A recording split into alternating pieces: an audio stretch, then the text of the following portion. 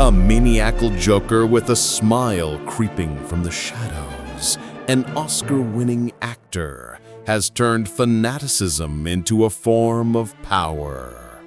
People don't just admire him anymore. They step into a circle, kneeling in a ritual intimately called Camp Mars. Some call it a festival. Others say it outright, a cult.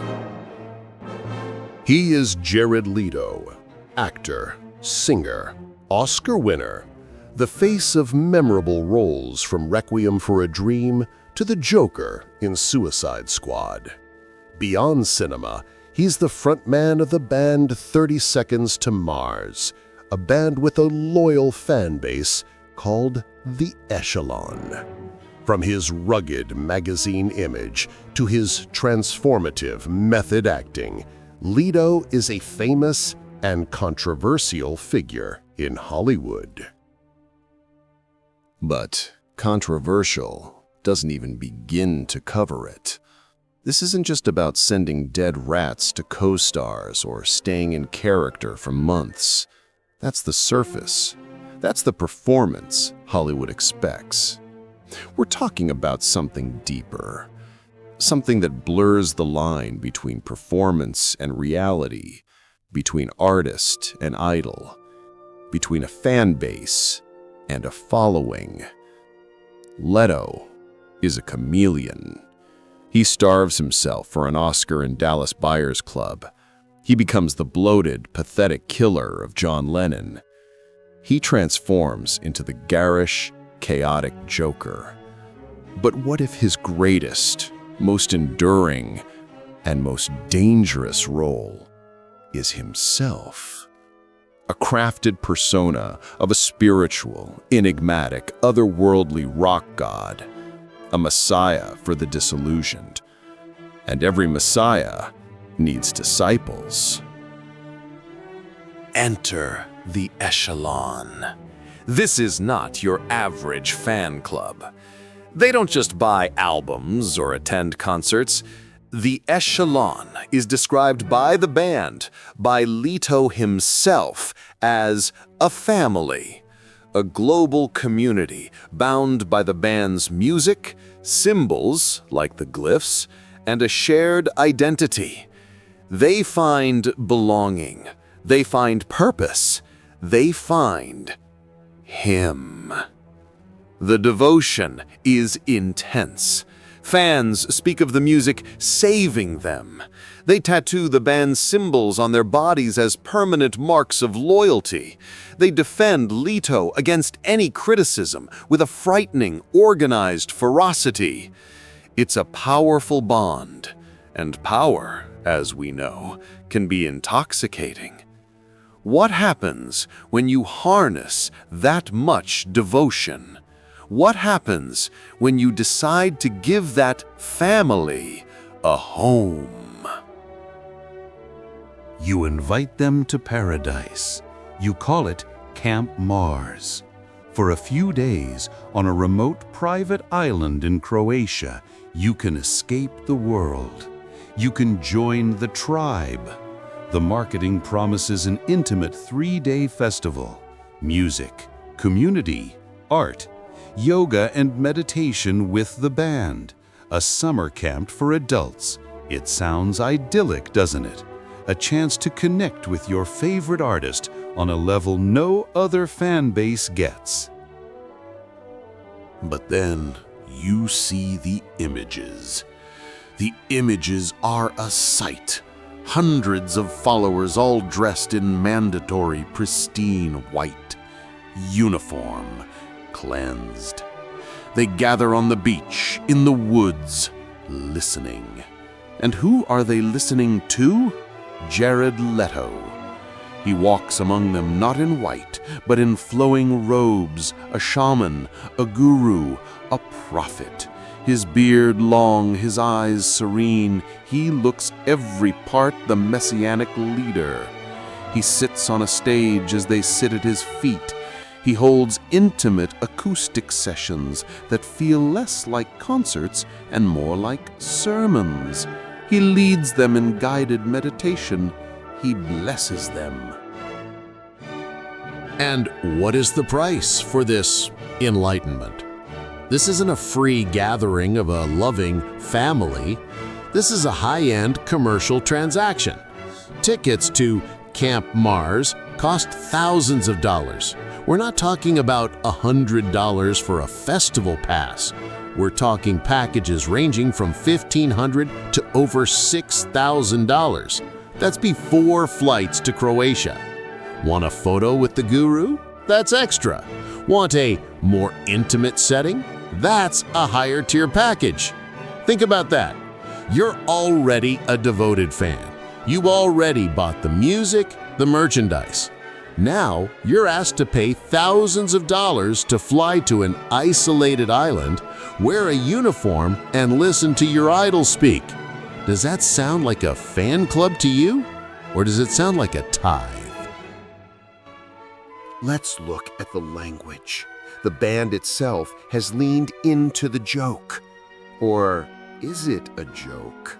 They've sold merchandise emblazoned with the words, "Yes, this is a cult."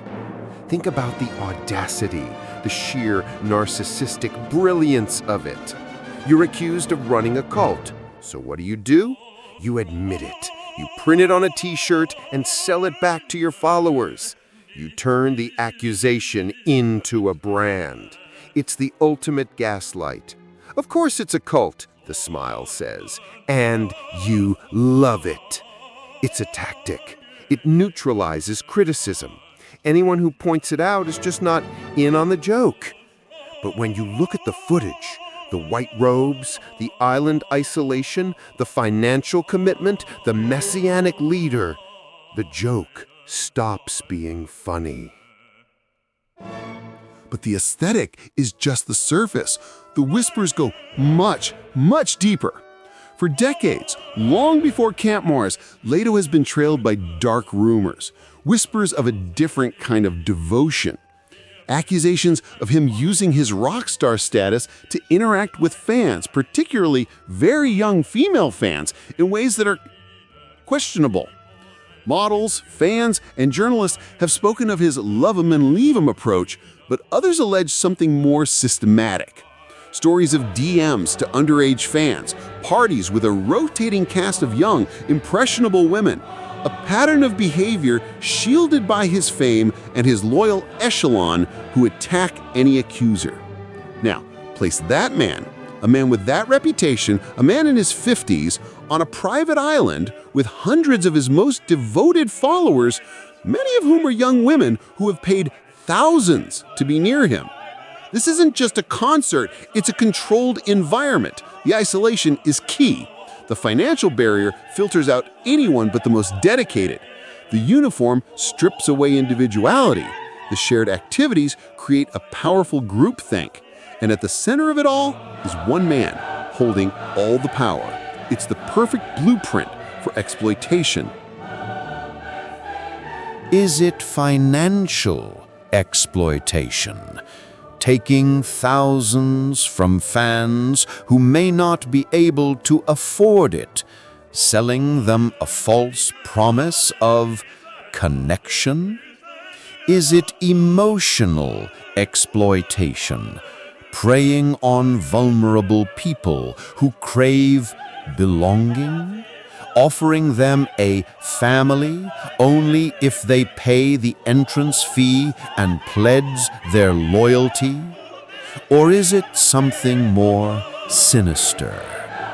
The power dynamic is chilling. He is the sun, and they are the planets, held in his orbit by a gravity made of music, charisma, and a desperate need to believe. What do you think happens on that island when the cameras are off? What conversations are had? What boundaries are blurred in the name of art and community? Of course, the organization, the family, has its defenses. It's just performance art. It's just an immersive fan experience. You just don't get it. It's about music, not worship. They'll say the cult language is irony. They'll say the white clothes are just for an aesthetic, a white party. They'll say Jared is just an artist and this is his expression. And maybe the followers are in on it. Maybe it is just a game, a piece of expensive, elaborate role play. But here's the problem. In a real cult, the followers don't know they're in a cult. They believe they've found the truth. They believe they've found a family. They believe their leader is special, divine, and that their devotion is justified. When the performance is the reality, how do you tell the difference? So, we are left where we began. Jared Leto, the Oscar winner, the rock star, the Joker. Is he a brilliant artist who's successfully blurred the lines between music, art, and community, creating an unparalleled fan experience? Or is he a master manipulator?